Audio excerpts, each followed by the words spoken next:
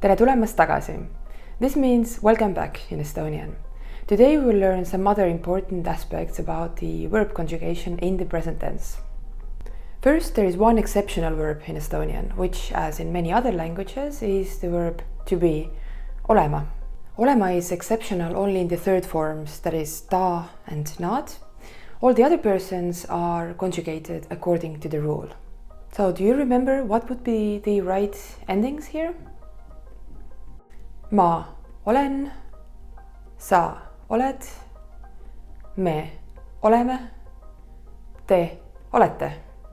And now what about ta and nad? He or she is would be ta on.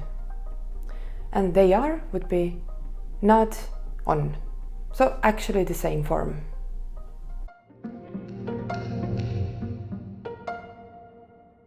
Another important thing you need to know is that sometimes the verb stem changes while conjugating. Let's take the verb lugema, for example. Lugema means to read, and this is an infinitive.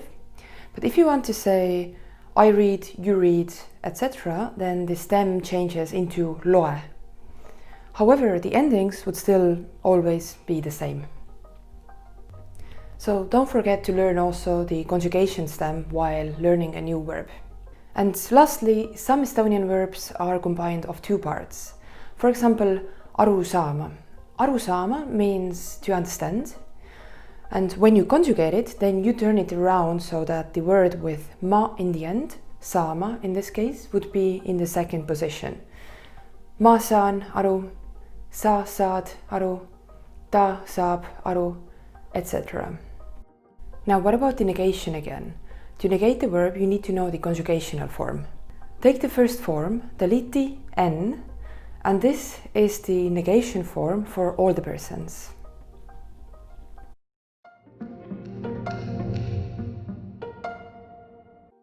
Now you will see some verbs on the screen.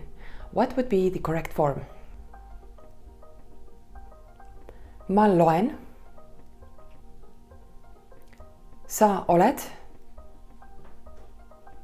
Ta on. Me saame aru. Te loete.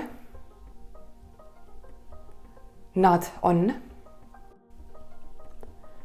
Nad ei ole. Ma ei saa aru. But I hope this is not true and you do understand. This is all for today. If you want to stay up to date with Estonian language, then make sure to subscribe to my channel. Aitäh, nägemist!